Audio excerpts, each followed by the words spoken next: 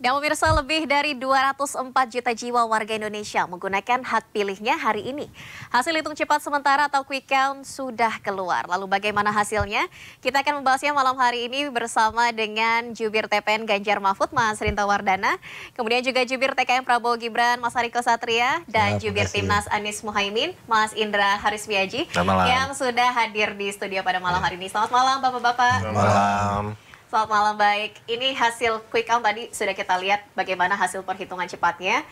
Dan ini mungkin kita akan sama-sama menanyakan ini. Mungkin dari Timnas Amin terlebih dahulu, apakah quick count ataupun hasil hitung cepat ini sesuai dengan prediksi Timnas Amin? Mas Indra? Kalau kami sih tetap akan menunggu real count ya, hasil rekapitulasi dari KPU, itu yang baru nanti akan kami lihat langkah selanjutnya seperti apa. Jadi quick count ini nggak begitu kami jadikan acuan untuk menyiapkan langkah-langkah selanjutnya. Oke, tadi kan kalau kita lihat kisarannya mungkin di Timnas ataupun di paslon nomor urut 1 ini di kisaran 20% sekian begitu. Ya. Apakah ini sesuai prediksi atau mungkin agak sedikit offside dari prediksi Timnas Amin, Mas Indra? Kalau kami ini sebetulnya sangat yakin akan masuk ke putaran kedua ya. Jadi memang angkanya sekitar 34-35% gitu. Dan makanya kami akan menunggu sampai real count-nya itu masuk, di situ kita bisa lihat dari perhitungan kami. Karena kalau kita lihat gelombang perubahan itu memang sangat kita rasakan di masyarakat yang merasa beban hidup semakin berat, biaya pendidikan mahal, gitu. Itu yang selalu disampaikan berbagai pertemuan kami, terutama cawapres kami. Itu yang kenapa kami merasa yakin kalau semakin besar gelombang perubahan ini, makanya kita akan menunggu di hasil real count-nya. Oke, artinya dari Timnas Amin ini sebetulnya yakin sebetulnya tidak ada yang akan menang mutlak satu putaran saja begitu? Ya tadi karena kami kan bertemu banyak jutaan orang yang sudah kami temui ya. Dan semakin lama hawanya itu memang mereka betul-betul ingin ada perubahan. Karena tadi merasakan kehidupan semakin berat, harga semakin mahal, hidup susah, nyari pekerjaan susah.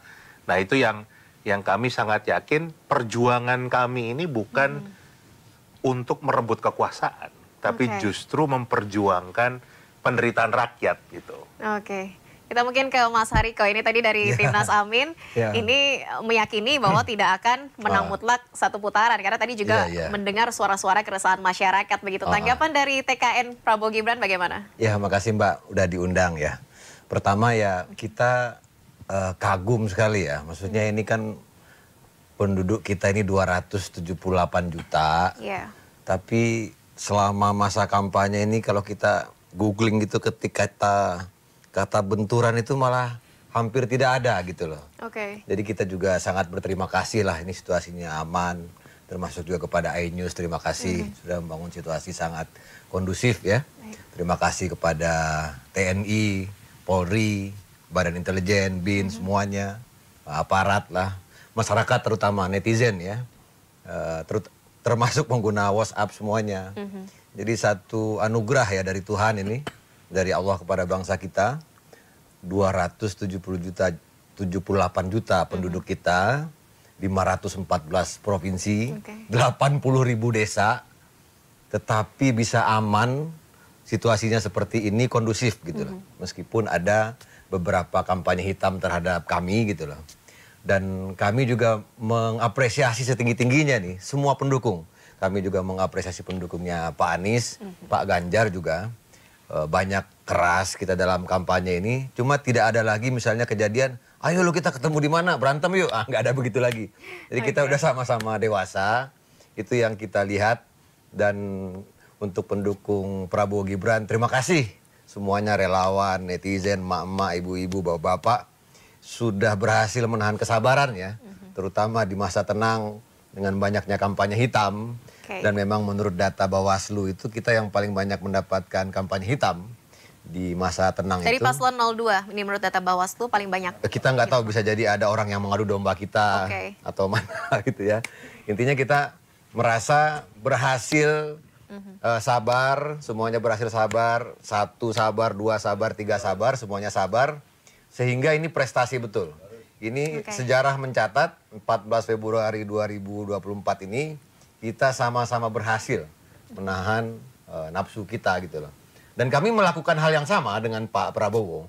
Kalau Pak Prabowo itu minta maafnya di debat terakhir Pilpres, kami juga minta kepada para relawan itu. Bahkan itu inisiatif dari para relawan. Jadi dia bilang, Bang, kalau Pak Prabowo itu minta maaf di debat Pilpres, gimana kalau kita minta maaf di grup WA? Kan di grup WA ini kencang nih, apa namanya, konfliknya gitu kan. Jadi minta maaf gitu sama relawan lainnya. Nah itu yang patut kita syukuri dulu. Jadi pendukung dan capresnya sama-sama minta maaf ya? Iya, kita sama-sama minta maaf. Artinya ada hal-hal yang patut kita syukuri dulu karena ini sangat luar biasa gitu ya. Artinya pencapaian demokrasi kita hebat ya, kemampuan masyarakat untuk menahan diri itu hebat. Dan media-media kita ini, ya semuanya lah media-media yang ada hari ini berhasil membuat masyarakat tidak terprovokasi. Dan masyarakat merasa kita ini sebetulnya satu bangsa gitu loh. Dan Mas kita Riko, selalu tekankan dua hal tadi kan Timnas Amin menyebut bahwa mereka tidak mau terburu-buru ataupun mempercayai hasil quick count terlebih dahulu sebelum nantinya hasil akhir dari KPU ini keluar. Tapi ini Prabowo Gibran sudah dijadwalkan akan memberikan pidato kemenangan di Istora Senayan. Apakah artinya dari TKN Prabowo Gibran ini sudah betul-betul yakin ataupun optimis memang hasil quick count ini adalah hasil akhir KPU nanti akan sama? Iya, saya yakin sama. Kami sama dengan Pak Indra ya. Saya yakin Pak Prabowo, Mas Gibran juga akan meminta kepada masyarakat untuk menunggu hasil real count gitu. Kita sama-sama mensepakati itu. Tapi memang juga saya juga pernah bekerja di lembaga survei. Saya memahami exit poll, memahami quick count. Penelitian kualitatif, kuantitatif pernah saya lakukan. Memang intinya memang ada metode-metode yang bisa memastikan siapa pemenang Pilpres ini. Dan ini selama 20 tahun ini terbukti berhasil.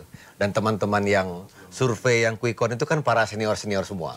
Sebelumnya mereka juga pernah membantu Pak Jokowi, membantu Pak SBY, membantu Ibu Mega, gitu kan. Temannya Pak Anies juga, gitu. Temannya Maris Rinto juga, gitu. Nah, sebetulnya dari situ sudah bisa. Tetapi ada etika yang sama-sama yang harus kita taati, aturan dan lain sebagainya. Jadi mungkin lebih kepada sifatnya syukuran saja ya. Jadi bukan pidato kemenangan. Kalau saya lihat di rundown di grup WA tadi itu tidak ada judulnya itu. Bukan kemenangan ya? Tidak ada pidato itu. Artinya kita tetap sama-sama melihat. Meskipun kalau kita lihat dari angka itu lembaga kredibel semua ya. Bahkan ada media yang besar juga.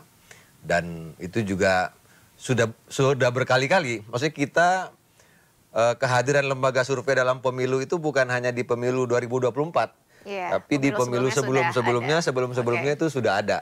Dan budaya penelitian sudah lama. Sejak tahun 60-an, 70-an sudah dikembangkan. Menggunakan data statistik ini biasanya memang akurat begitu ya? Sudah dikembangkan. Artinya kalau kita lihat dari jarak-jarak itu, sebetulnya tidak akan terlalu jauh dari situ. Artinya metodenya sama, bahkan beberapa teman-teman yang lembaga survei itu kan, netizen itu kan suka bilang, wah lembaga survei ini berpihaknya sama ini nih. Oh lembaga survei ini kayaknya dukung ini gitu loh. Nah itu sama angkanya gitu loh. Dan hari ini juga kita dapat satu pelajaran yang sangat penting. Ada memang beberapa lembaga survei yang muncul 1 bulan sebelum pemilu atau 2 minggu sebelum pemilu, saya nggak mau sebut namanya, yang merilis angka yang aneh-aneh. Biasanya kan kalau survei itu kan dia kasih PDF-nya, dia kirim kan ke kita bisa pelajari. Ya, tapi ada juga yang hanya sekedar mengirim rilis gitu loh. Nah, hari ini kita sama-sama melihat, oh ternyata ini lembaga survei yang kredibel.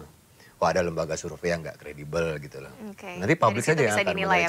Dari situ kita akan sama-sama bisa menilai.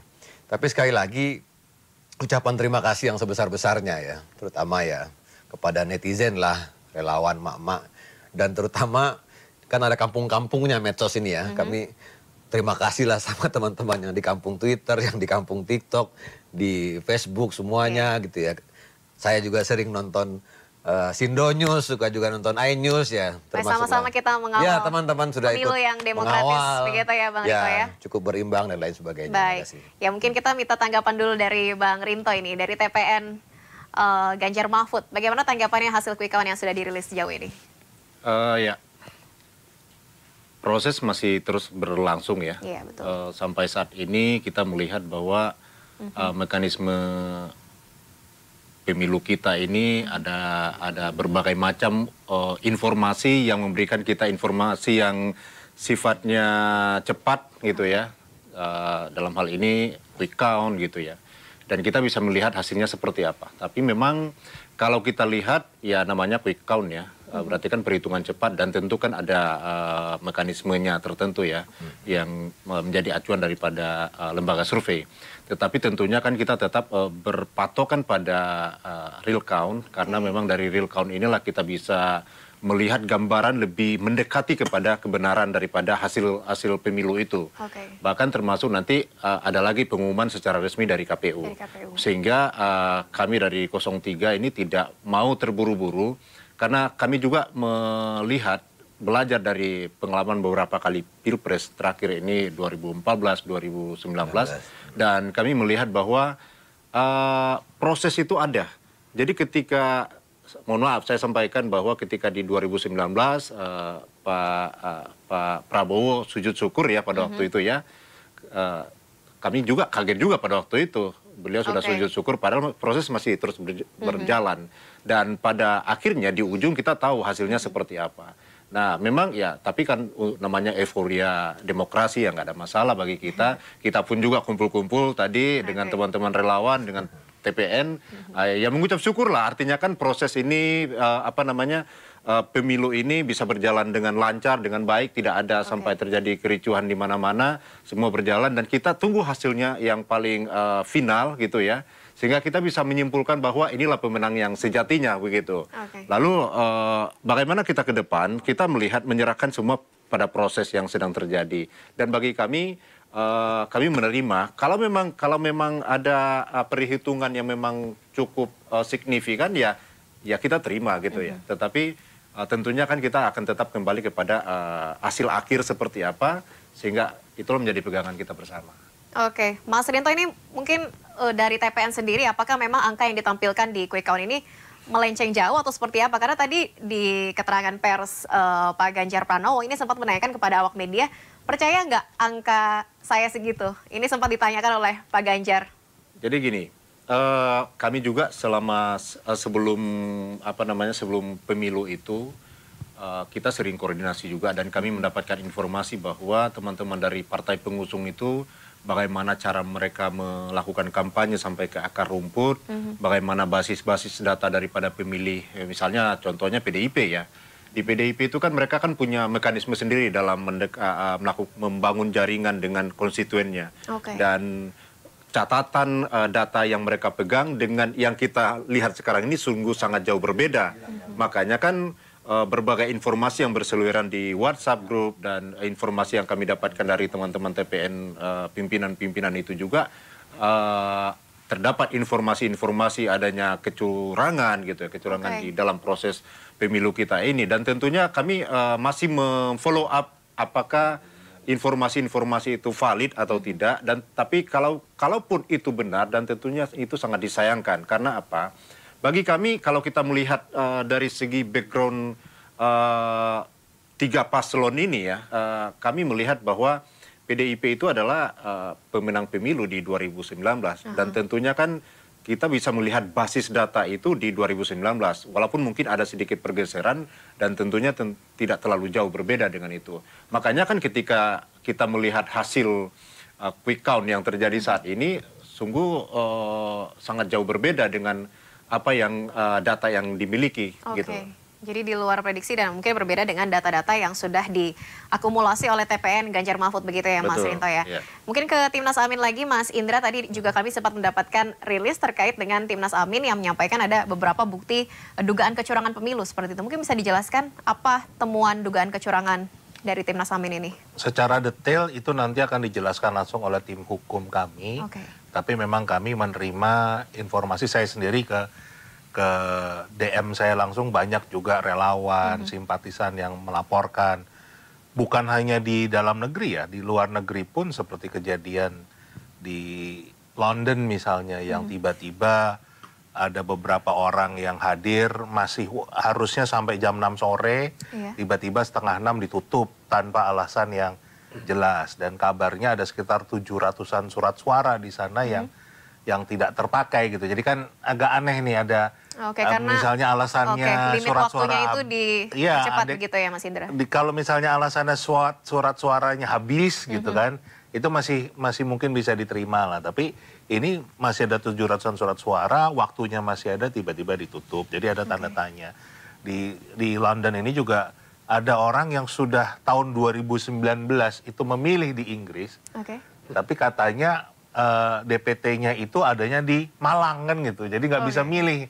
Jadi ada hal-hal yang itu yang langsung ke saya ya kan gitu, dan tim hukum ini sudah mengumpulkan info-info, data-data yang nanti akan kita pakai untuk tentunya memastikan kita ingin pemilu itu jujur, adil, supaya siapapun yang terpilih ada legitimasinya kan begitu. Jangan sampai ada upaya untuk membuat pemilu ini curang kan gitu. Apalagi kita baru beberapa hari yang lalu nonton film Dirty Vote semua kan begitu ya. Film ya yang baru rilis berapa hari menjelang pencoblosan kemarin ya. Gitu kan yang seakan-akan kan memang ada sebuah desain kecurangan terhadap pemilu ini. Mudah-mudahan itu tidak terjadi. Itu yang kita harapkan supaya tadi kan siapapun yang menang pemilu ini, siapapun presidennya, itu punya legitimasi. Jadi rakyat pun akan punya kepercayaan penuh. Jangan sampai nggak percaya kan dengan pemerintahnya sendiri. Itu yang sebetulnya kita pasti semua mengharapkan itu. Baik, dari film Dirty Vote tadi mungkin ini kita ke TKN karena kan ini mengarahnya ke paslon Anda begitu ya, dugaan-dugaan ini. Semua tiga-tiganya kena loh di Dirty Vote itu. Iya, tapi lebih condong mungkin ada ke salah satu begitu, karena kan kemarin yang putusan MK, kemudian juga yang pelanggaran-pelanggaran etik, ini kemudian kan lebih dibahas ke arah situ. Bagaimana tanggapan mungkin dari TKN sendiri? Ya, semua orang boleh mengupload apa saja ya di YouTube itu, tidak ada masalah.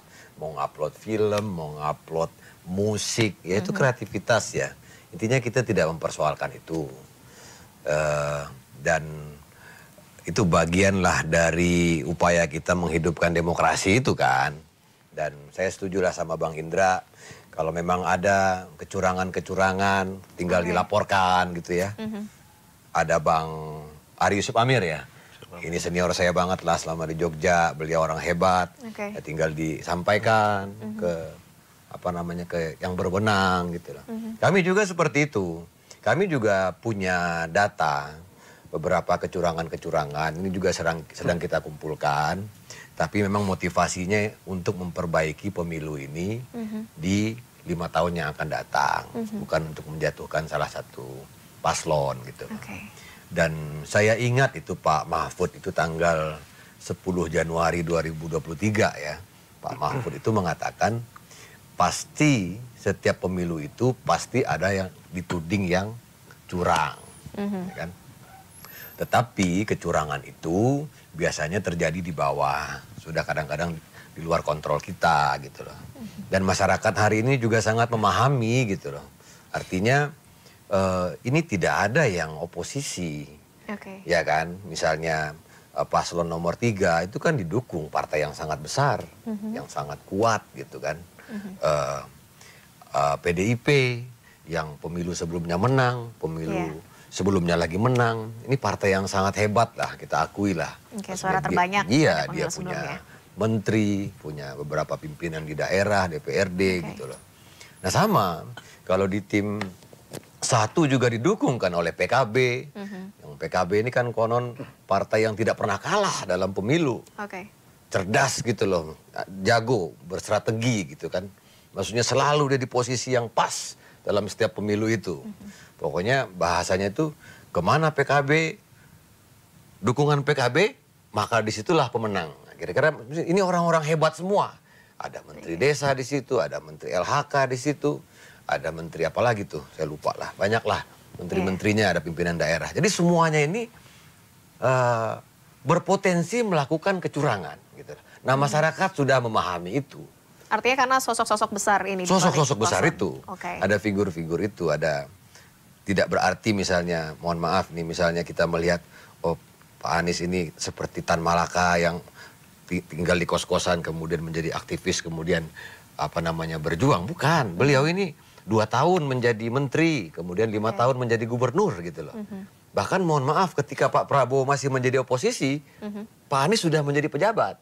Oke. Iya, Pak Prabowo itu menjadi pejabat dalam artian ada fasilitas itu baru 4 tahun setengah. Oke. Baru loh Pak Prabowo itu menjabat. Bandingkan dengan Pak Anies. Pak Anies yang lama sekali menjabat. Pak Anies 7 tahun, kemudian Iya. Pak Muhaimin. Pak Muhaimin itu mungkin lebih dari sekian puluh tahun ya. Sudah Mungkin lebih ada lama 20 ya. tahun lah ya. Oke. DPR menteri. Kemudian Pak Ganjar juga di DPR mungkin 10 tahun, gubernur 10 tahun gitu loh. Oke. Pak Mahfud apalagi gitu loh. Justru Pak Prabowo ini di era demokrasi ini yang paling lama di luar pemerintahan. Oke. Nah, jadi artinya kalau dibilang Pak Prabowo itu memahami bagaimana cara justru Pak Prabowo itu baru, jadi termasuk orang baru di pemerintahan gitu loh. Nah, kalau kita lihat Pilpres ini memang orang awam kan melihatnya simpel saja. Pak Prabowo dengan Pak Jokowi bertarung di 2014, di 2019. Iya. Masanya mengeras di 2019. Betul. Kemudian timnya ini di 2024 menyatu. Ditambah lagi dengan dukungan dari Pak SBY, kemudian Ibu Khofifah, Iya. ditambah lagi dukungan dari Pak Ridwan Kamil, ditambah lagi dukungan dari beberapa tokoh-tokoh yang besar, Habib Lutfi dan segala macam. Oke. Dari situ saja kita sudah bisa menghitung sebetulnya kan. Artinya 55-60% itu logik banget gitu loh. Oke, angka segitu artinya Iya, sudah diprediksi lah oleh maksudnya TKN Prabowo Gibran ini. dari nama-nama itu ya. Oke. Kalau kita perhatikan gitu ya. Artinya ada 2 mantan presiden yang kalau berdasarkan data-data itu ada yang pengaruhnya sampai 80%, ada yang sampai 20%. Oke. Ya kan? Ada Pak Jokowi di situ, kemudian ada Pak SBY di situ, kemudian ada Ibu Khofifah, ada Pak Emil Dardak, dan menurut berbagai survei itu Pak Ridwan Kamil itu kalau nggak salah di 4 lembaga survei, Iya. di 3 lembaga survei ditempatkan sebagai cawapres favorit. Oke. Nah, beliau sangat rajin kan mengkampanyekan itu kan. Nanti dilihat dari situ, ketokohan-ketokohan itu, ditambah lagi kontribusi yang sangat signifikan dari Gen Z, terutama di TikTok. Jadi yang satu yang dilupakan oleh banyak paslon ini, TikTok ini penduduknya sekitar 120 juta. Ya, sekarang Nah, ini Gen Z lebih banyak kita ke platform banyak tersebut fokus ya, di Bang? situ. Iya. Sementara di Twitter ini kan 16 jutaan lah Iya. penggunanya kan. Nah, kita seimbangkan di situ ya. Menurut saya capaian hari ini bukan semata-mata pencapaian dari Pak Prabowo maupun Gibran, tapi Oke. justru kontribusi dari netizen, Gen Z, masyarakat emak-emak ini. Mereka lah Oke. sebetulnya yang sesungguhnya berjuang gitu lah. Oke, Bahkan ini tadi akumulasi dari hasil kampanye kami sangat berterima Prabowo Gibran kasih ya. gitu Banyak sekali video. Saya lihat tuh ada 40-an video. Kan saya mau data tuh. Ya. Siapa aja yang pulang kampung. Cuma yang videonya unik. Ada yang naik motor hanya untuk milih Prabowo Gibran. Ada yang... Intinya orang itu udah ngerasain berbagai ujian kesabaran dan keikhlasan yang dirasain Pak Prabowo. Oke. Jadi Pak Prabowo itu memahami apa yang ada sekarang sama Pak Anies. Dia paham perasaannya Pak Ganjar. Karena Pak Prabowo itu pernah 2 kali kalah Pilpres. Nah, orang kalau pernah kalah Pilpres itu, menurut saya itu bukan satu dia akan mendapatkan hikmah, ibroh gitu ya. Bagaimana memperlakukan teman-teman dia ini. Dan Pak Prabowo kan sering sampaikan, saya akan mengajak Pak Ganjar maupun Pak Anies untuk bersama-sama membangun bangsa ini begitu.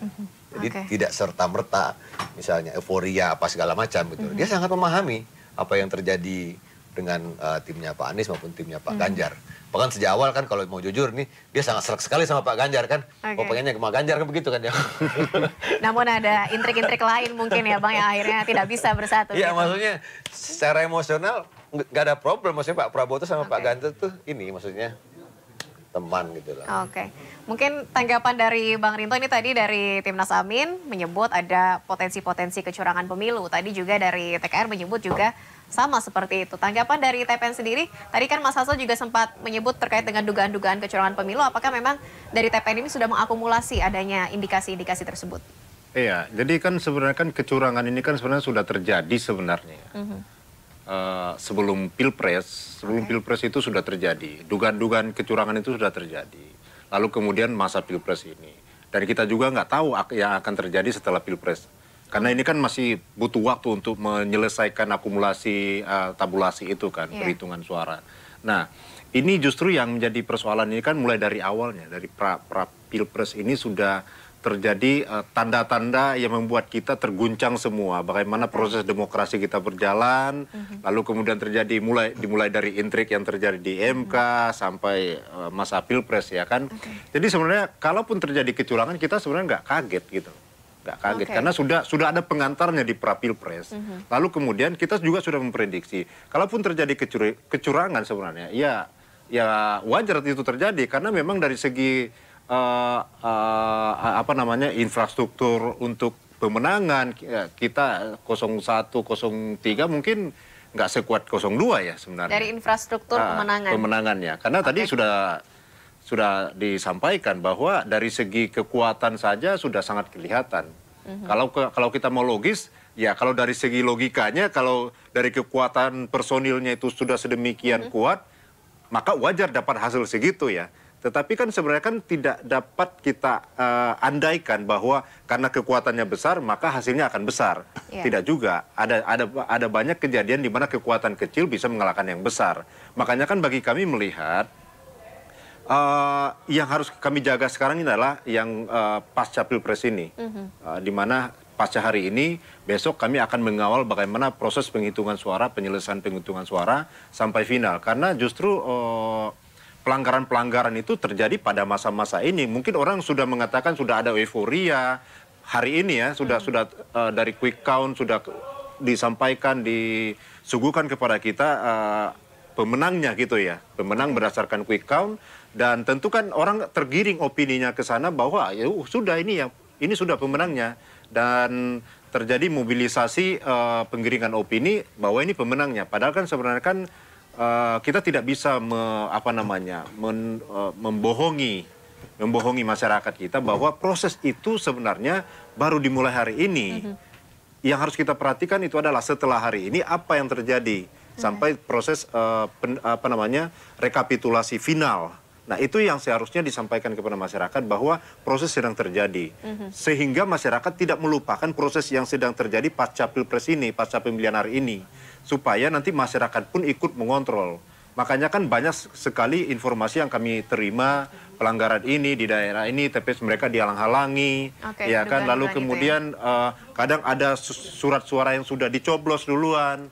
Nah ini maksudnya seperti apa? Nah tentunya ini kan sangat mencederai daripada proses demokrasi kita yang kita harapkan di masa pemerintahannya Pak Jokowi ini semua itu smooth gitu loh. Sehingga kita bisa melihat dedikasinya, reputasinya, dedikasi teladannya Pak Jokowi itu dari hal ini. Dan bagi kami tidak melihat hal itu. Seharusnya beliau bisa menjaga, dan kami juga mengapresiasi ya. Tadi sudah sempat disampaikan bahwa tidak ada gejolak yang sangat berarti selama proses Pilpres. Tidak ada lagi cebong kampret. Itu sangat kita apresiasi. Supaya nanti kita semakin dimanusiakan lah dalam proses Pilpres kita, pemilu kita itu semakin bermartabat ke depannya mulai dari hari ini. Dan ke depannya apa yang terjadi di Pilpres 2024 ini menjadi pelajaran bagi kita semua bahwa pelanggaran yang sistematis ini, terstruktur ini dan masif ini jangan sampai terulang kembali. Oke, pelanggaran yang sistematis dan terstruktur. Ya, mungkin kita sambut terlebih dahulu. Sudah ada Bang Ray Rangkuti, pengamat politik yang hadir di studio kita malam hari ini. Ya Bang Ray, tadi kita ini baru berbincang-bincang aja terkait hasil quick count yang kita sudah... Belum ada aksinya ya, masih bincang-bincang aja terus. Masih bincang-bincang aja nih kita Bang Ray terkait hasil quick count yang kita sudah...